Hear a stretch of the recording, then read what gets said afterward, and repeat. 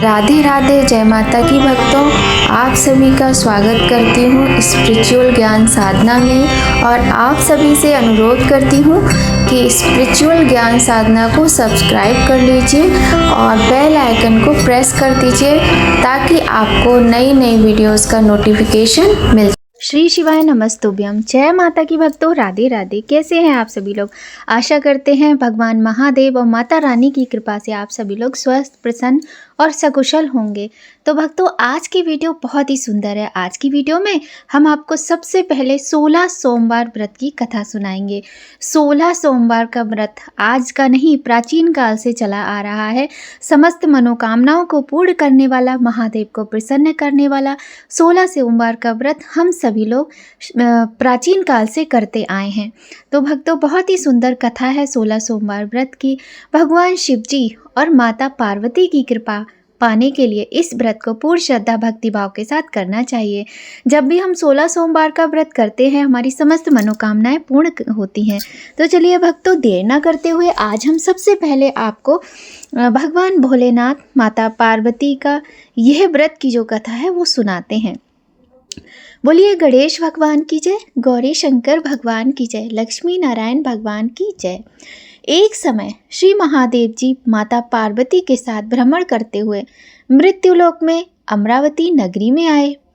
वहाँ के राजा ने शिव मंदिर बनवाया था, जो कि अत्यंत भव्य एवं रमणीक तथा मन को शांति पहुँचाने वाला था।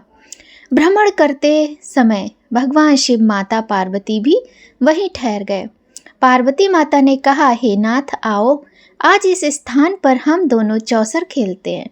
खेल प्रारंभ हो गया। शिव जी कहने लगे, मैं जीतूंगा। इस प्रकार उनकी आपस में वार्तालाप होने लगी। माता पार्वती कहने लगी, हम जीतेंगे। उसी समय पुजारी जी पूजा करने को आए। पार्वती माता ने पूछा, पुजारी जी आप ही बताइए किसकी जीत होगी?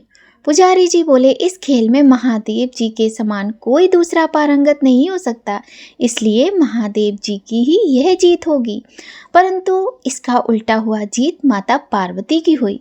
अतः माता पार्वती जी ने पुजारी जी को मिथ्या भाषण के कारण कोढ़ी होने का श्राप दे दिया। कुछ ही समय में पुजारी जी के शरीर में कोढ़ उत्पन्न हो गया।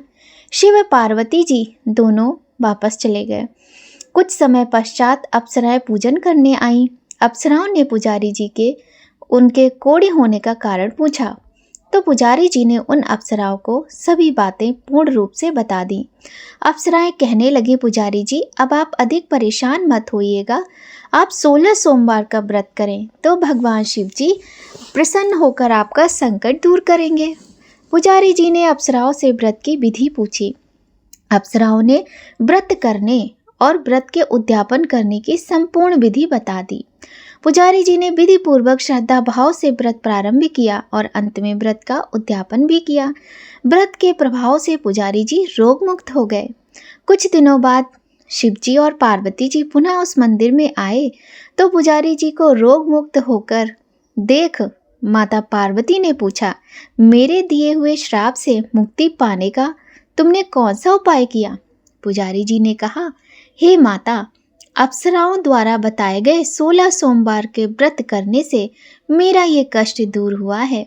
माता पार्वती जी ने भी 16 सोमवार का व्रत किया, जिससे रूठे हुए कार्तिकेय जी अपनी माता से प्रसन्न होकर आज्ञाकारी हुए। कार्तिकेय जी ने पूछा, हे माता, क्या कारण है कि मेरा मन सदा आपके चरणों में लगा रहता है? पार्वती जी ने कार्तिकेय जी को 16 सोमवार के व्रत का महात्म्य तथा विधि बताई। तब कार्तिकेय जी ने भी इस व्रत को किया तो उनका बिछड़ा हुआ मित्र मिल गया। अब मित्र ने भी इस व्रत को अपने विवाह होने की इच्छा से किया। फलतः वह दूसरे देश गया। वहां के राजा की कन्या का स्वयंवर था। राजा ने प्रण किया था कि हथनी जिस व्यक्ति के गले में वरमाला डाल देगी उसी के साथ अपनी प्रिय राजकुमारी का विवाह करूंगा। यह ब्राह्मण मित्र भी स्वयंवर देखने की इच्छा से वहां एक ओर जाकर बैठ गया। हथिनी ने इसी ब्राह्मण मित्र को माला पहनाई तो राजा ने बड़ी धूमधाम से अपनी राजकुमारी का विवाह उसके साथ कर दिया। तत्पश्चात दोनों सुखपूर्वक रहने लगे। एक दिन राजकन्या ने पूछा, हे नाथ, आपने ऐसा कौन सा पुण्य किया जिससे हथिनी ने आपके गले में वरमाला पहनाई? ब्राह्मण पति ने कहा, मैंने कार्तिकेय जी द्वारा बताए गए विधि अनुसार 16 सोमवार व्रत को पूर्ण विधि सहित किया, श्रद्धा और भक्ति से किया, जिसके फल के कारण मुझे तुम्हारे जैसी सौभाग्यशाली पत्नी मिली। अब तो राजकन्या ने भी सत्पुत्र प्राप्ति के लिए व्रत किया और सर्वगुण संपन्न पुत्र प्राप्त किया। बड़े होकर पुत्र ने भी राज्य प्राप्ति की कामना से 16 सोमवार का व्रत किया। राजा के देवलोक होने पर इसी ब्राह्मण कुमार को गद्दी मिली। फिर भी वह इस व्रत को करता रहा। एक दिन उसने अपनी पत्नी से पूजन सामग्री शिवालय ले चलने को कहा, परंतु उसने पूजा सामग्री अपनी दासियों द्वारा भिजवा दी। जब राजा ने पूजन समाप्त किया तो आकाशवाणी हुई कि हे राजा, तुम इस रानी को त्याग दो, नहीं तो राजपाट तुम्हारा समस्त जो राजपाट है, जो भी तुम्हारे पास है, सब समाप्त हो जाएगा। प्रभु की आज्ञा मानकर उसने अपनी पत्नी को महल से निकाल दिया। तब वह अपने भाग्य को कोसती हुई एक बुढ़िया के पास गई और अपना दुखड़ा सुनाया तथा बुढ़िया माँ को बताया, मैं पूजन सामग्री राजा के कहे अनुसार शिवालय नहीं ले गई और राजा ने मुझे निकाल दिया। बुढ़िया ने कहा, तुझे मेरा काम करना पड़ेगा। उसने स्वीकार कर लिया। तब बुढ़िया ने सूत की गठरी उसके सिर पर रखी और बाजार भेज दिया। रास्ते में आंधी आई तो सिर पर रखी गठरी उड़ गई। बुढ़िया ने डांटकर उसको भगा दिया। अब रानी बुढ़िया के यहाँ से चलते चलते एक आश्रम में पहुंची। गुसाई जी उसे देखते ही समझ गए कि ये उच्च घराने की अबला विपत्ति की मारी है। वे उसे धैर्य बंधाते हुए बोले, बेटी, तू मेरे आश्रम में रह और किसी भी प्रकार की चिंता मत कर। रानी आश्रम में रहने लगी, परंतु जिस वस्तु को वह हाथ लगाती वह वस्तु खराब हो जाती। ये देखकर गुसाई जी ने पूछा, बेटी, किस देव के अपराध से ऐसा हुआ है? रानी ने बताया कि मैंने अपने पति की आज्ञा का उल्लंघन किया और शिवालय में पूजन के लिए नहीं गई। इससे मुझे ये घोर कष्ट उठाने पड़ रहे हैं। गुसाई जी ने शिवजी से उसके कुशल क्षेम के लिए प्रार्थना की और कहा, बेटी, तुम 16 सोमवार व्रत को विधि के अनुसार करो। तब रानी ने विधि पूर्वक व्रत पूर्ण किया। व्रत के प्रभाव से राजा को रानी की याद आई और दूतों को उसकी खोज करने भेजा। आश्रम में रानी को देख दूतों ने राजा को बताया। तब राजा ने वहां जाकर गुसाई जी से कहा, महाराज, ये मेरी पत्नी है, मैंने इसका परित्याग कर दिया था, कृपया इसे मेरे साथ जाने की आज्ञा दें। शिव जी की कृपा से प्रतिवर्ष 16 सोमवार का व्रत करते हुए वे आनंद से रहने लगे और अंत में शिवलोक को प्राप्त हुए। बोलिए गौरी शंकर भगवान की जय। बोलिए लक्ष्मी नारायण भगवान की जय। तो भक्तों, यह थी भगवान भोलेनाथ और माता पार्वती के व्रत की कथा, 16 सोमवार व्रत कथा आपको कैसी लगी कमेंट करके ज़रूर बताइएगा। और हाँ, यदि आप भी 16 सोमवार का व्रत करते हैं तो कथा को अवश्य ही सुनिएगा, किंतु यदि आप नहीं भी व्रत करते हैं तो भी आपको ये कथा अवश्य ही सुननी चाहिए। और अगर आपकी कोई भी मनोकामना है जो पूरी नहीं हो रही है, बहुत सारे प्रयास आपने किए हैं किंतु आपकी मनोकामना पूर्ण नहीं हो रही है, तो आप भी 16 सोमवार के व्रत को कीजिए और फिर देखिए कैसे चमत्कार होता है आपके जीवन में, कैसे भगवान भोलेनाथ आपकी इच्छा को पूरा करते हैं। अब भक्तों, हम सुनते हैं सोमवार व्रत की कथा। यह तो थी 16 सोमवार व्रत की कथा, अब हम सुनेंगे सोमवार व्रत की कथा। भगवान की बहुत ही सुंदर, पावन, पवित्र ये कथा है। सभी लोग भगवान भोलेनाथ, माता गौरी का ध्यान करते हुए इस कथा का श्रवण करेंगे। बोलो गणेश भगवान की जय, गौरी शंकर भगवान की जय, लक्ष्मी नारायण भगवान की जय। एक साहूकार था जो भगवान शिव का अनन्य भक्त था। उसके पास धन धान्य किसी भी चीज की कमी नहीं थी, लेकिन उसकी कोई संतान नहीं थी और वह इसी कामना को लेकर रोज शिवजी के मंदिर जाकर दिया जलाया करता था। उसके इस भक्ति भाव को देखकर एक दिन माता पार्वती जी ने शिवजी से पूछा कि प्रभु, ये साहूकार आपका अनन्य भक्त है और सदैव आपका व्रत और पूजन बड़ी श्रद्धा से करता है। यदि इसकी कोई मनोकामना है तो आपको अवश्य ही पूर्ण करना चाहिए। तब शिवजी बोले कि हे पार्वती, इस साहूकार के जीवन में वैसे तो कोई कमी नहीं है, किंतु इसके कोई पुत्र नहीं है, इसीलिए ये दुखी रहता है। तब माता पार्वती जी ने कहा कि प्रभु, आप तो अपने भक्तों पर सदा ही दयालु हैं, उनके दुखों को दूर करते हैं। यदि आप ऐसा न करेंगे तो मनुष्य क्यों आपकी सेवा व्रत करेंगे। तब भोलेनाथ बोले कि ठीक है, इसके भाग्य में पुत्र ना होने पर भी मैं इसको पुत्र की प्राप्ति का वर देता हूँ, किंतु वह पुत्र केवल 12 वर्ष तक ही जीवित रहेगा। इसके पश्चात वह मृत्यु को प्राप्त हो जाएगा। इससे अधिक और कुछ मैं इसके लिए नहीं कर सकता। यह सब बातें वह साहूकार सुन रहा था। इससे उसको ना कुछ प्रसन्नता हुई और ना ही कुछ कष्ट हुआ। वह पहले जैसा ही शिवजी महाराज का व्रत और पूजन करता रहा। उसके भक्ति भाव को देखकर माता पार्वती बहुत ही प्रसन्न होकर वहाँ से शिवजी के साथ चली गई। इसके बाद साहूकार की पत्नी गर्भवती हो गई और उसके गर्भ से अति सुंदर पुत्र की प्राप्ति हुई 10वें महीने में। साहूकार के घर में बहुत खुशी मनाई गई, किंतु साहूकार ने उसकी केवल 12 वर्ष की आयु जान कोई अधिक प्रसन्नता प्रकट नहीं की और ना ही किसी को इस विषय में कुछ भी बताया। जब वह बालक 11 वर्ष का हो गया तो एक दिन साहूकार की पत्नी ने साहूकार से उसके विवाह के लिए कहा। तो साहूकार कहने लगा कि मैं अभी इसका विवाह नहीं करूंगा और इसे काशी जी पढ़ने भेजूंगा। तब साहूकार ने अपने साले अर्थात उस बालक के मामा को बुलाया और कहा कि इसे काशी जी पढ़ने के लिए ले जाओ और रास्ते में जिस स्थान पर भी जाओ यज्ञ करना और ब्राह्मणों को भोजन कराते जाना। वह दोनों मामा भांजे सब जगह यज्ञ करते और ब्राह्मणों को भोजन कराते जा रहे थे। रास्ते में उनको एक शहर पड़ा। उस शहर के राजा की कन्या का विवाह था। दूसरी तरफ जो राजा बारात लेकर आया था, उसका पुत्र एक आंख से काना था। उसके पिता को बड़ी चिंता थी कि कहीं ऐसा ना हो कि उसको पुत्र को देखकर कन्या के माता पिता विवाह के लिए मना कर दें। फिर उसने जब साहूकार के अत्यंत सुंदर पुत्र को देखा तो सोचा, क्यों ना मैं अपने पुत्र की जगह इसे बिठाकर शादी के सारे कार्य संपन्न करा दूं। तो उसने उस लड़के के मामा से बात की और वह तैयार हो गया। साहूकार का बेटा विवाह की वेदी पर बैठा और जब विवाह कार्य संपन्न हो गए तो जाने से पहले उसने राजकुमारी की चुंदरी के पल्ले पर लिख दिया कि तेरा विवाह तो मेरे साथ हुआ है, किंतु जिस राजकुमार के साथ तुमको भेजेंगे वह एक आंख से काना है और मैं काशी जी जा रहा हूँ। इसके बाद वह अपने मामा के साथ काशी के लिए चला गया।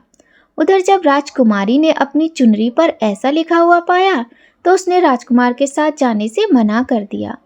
राजा ने भी अपनी पुत्री को बारात के साथ विदा नहीं किया। बारात वापस लौट गई। उधर वह मामा भांजे दोनों काशी जी पहुँच गए। एक दिन जब मामा ने यज्ञ रचा रखा था तो भांजा बहुत देर तक बाहर नहीं आया। तो मामा ने अंदर जाकर देखा कि वह तो मुर्दा पड़ा है।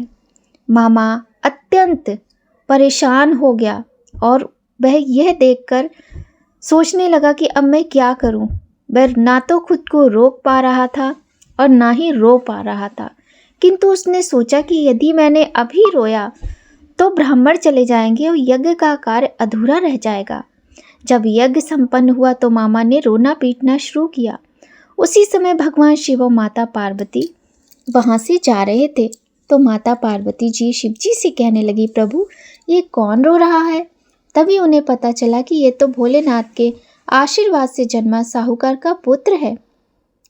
तब माता पार्वती कहती, हे स्वामी इसे जीवित कर दीजिए, इसको और आयु दीजिए, नहीं तो इसके माता पिता तड़प तड़प कर मर जाएंगे। माता पार्वती जी बार बार भगवान भोलेनाथ से आग्रह करती रहीं। तब भोलेनाथ ने कहा कि हे पार्वती, इसकी आयु इतनी ही थी, ये भोग चुका। लेकिन माँ के बार बार आग्रह करने पर भोलेनाथ ने उसे जीवित कर दिया। लड़का ओम नमः शिवाय करते हुए जी उठा और मामा भांजे दोनों ने ईश्वर को धन्यवाद दिया और अपनी नगरी की ओर लौटे। रास्ते में वही नगर पड़ा और राजकुमारी ने उन्हें पहचान लिया। तब राजा ने राजकुमारी को साहूकार के बेटे के साथ बहुत सारे धन धान्य के साथ विदा किया। उधर साहूकार और उसकी पत्नी छत पर बैठे थे। उन्होंने यह प्रण कर रखा था कि यदि हमारा पुत्र सकुशल लौट आया तो हम छत से नीचे उतरकर आ जाएंगे, अन्यथा छत से गिरकर अपने प्राण खो देंगे। तभी लड़के के मामा ने आकर समाचार दिया कि आपका पुत्र अपनी पत्नी के साथ बहुत सारा सामान लेकर आया है। उन्हें विश्वास नहीं आया तब उसके मामा ने शपथ पूर्वक कहा। तब उनको विश्वास हुआ और दोनों ने अपने बहू और बेटे का स्वागत किया। उसी रात साहूकार को स्वप्न में शिवजी ने दर्शन दिए और कहा, तुम्हारे पूजन से मैं प्रसन्न हूँ। इसी प्रकार जो भी व्यक्ति इस कथा को पढ़ेगा या सुनेगा उसके समस्त दुख दूर हो जाएंगे और मनोवांछित सभी इच्छाओं की पूर्ति होगी। बोलिए गौरी शंकर भगवान की जय। भक्तों, भगवान भोलेनाथ, माता पार्वती सभी की रक्षा करें और सभी की मनोकामनाओं को पूर्ण करें। अनेक मनोकामनाओं को पूर्ण करने वाला, मनोवांछित फलों को देने वाला ये भगवान शिव का व्रत बहुत ही उत्तम है। प्रत्येक व्यक्ति को अवश्य ही करना चाहिए। यदि आपकी कुंडली में चंद्र दोष है तो भी आप इस व्रत को कर सकते हैं। वैसे भी कुंडली के प्रत्येक दोष को समाप्त करने के लिए हमें महामृत्युंजय मंत्र का जाप और मृत्युंजय भगवान भोलेनाथ की पूजा अवश्य ही करनी चाहिए। तो भक्तों, कथा के बाद हमें आरती अवश्य करनी चाहिए। चलिए अब हम लोग आरती कर लेते हैं। शीश गंग अर्धांग पार्वती सदा विराजत कैलाशी, नंदी भृंगी निरत करते हैं गुण भक्तन शिव की दासी। शीतल मंद सुगंध पवन बह बैठे हैं शिव अविनाशी, करत गान गंधर्व सप्त स्वर राग रागिनी अति गासी। यक्ष रक्ष भैरव जहाँ डोलत बोलत हैं बन के वासी, कोयल शब्द सुनावत सुंदर भ्रमर करते हैं गुंजासी। कल्प द्रुम अरु पारिजात तरु लाग रहे हैं लक्षासी, सूर्यकांत संपर्वत शोभित चंद्रकांत अपनी बासी।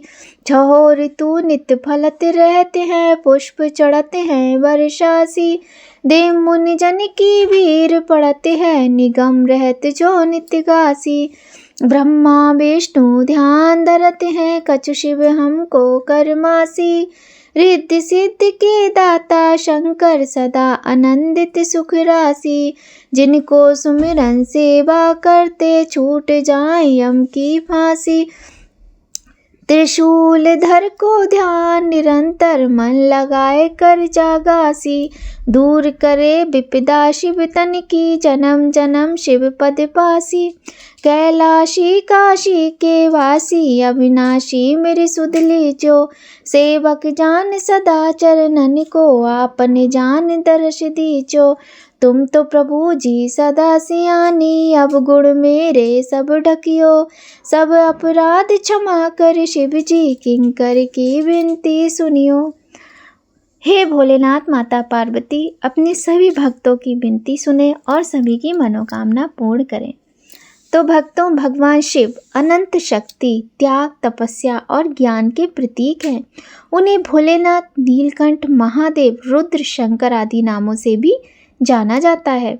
भगवान शिव की आराधना और उनकी आरती से भक्तों को आध्यात्मिक सुख शांति मिलती है और शारीरिक कष्टों के साथ साथ मानसिक अवसाद से भी मुक्ति मिलती है।